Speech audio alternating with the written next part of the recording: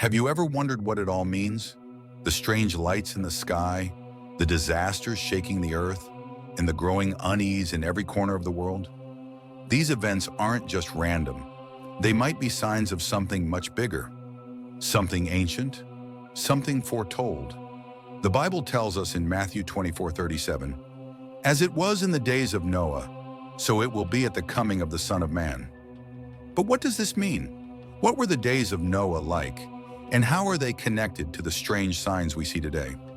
In the days of Noah, the world was full of violence and corruption. Genesis 6:11 says, "The earth was corrupt in God's sight and was full of violence."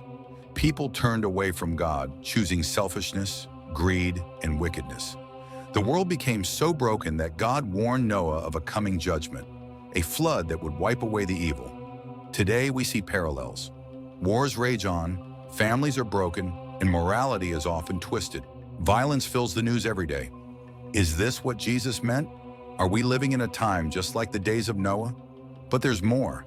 In Noah's time, there were strange events, things that seem supernatural. Genesis 6:4 talks about giants and unusual beings.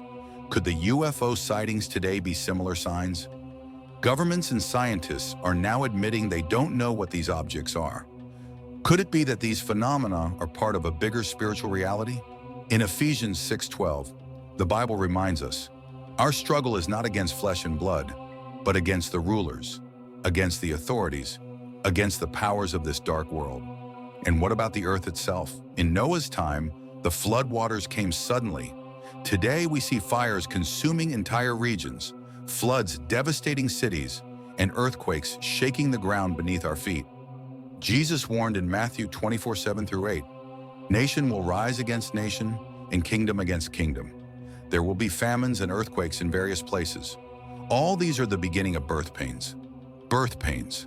That means these signs aren't random. They are warnings. Just like the flood was a warning in Noah's time, these events are calling us to pay attention. But even in the days of Noah, there was hope. God gave Noah a way to be saved, the ark.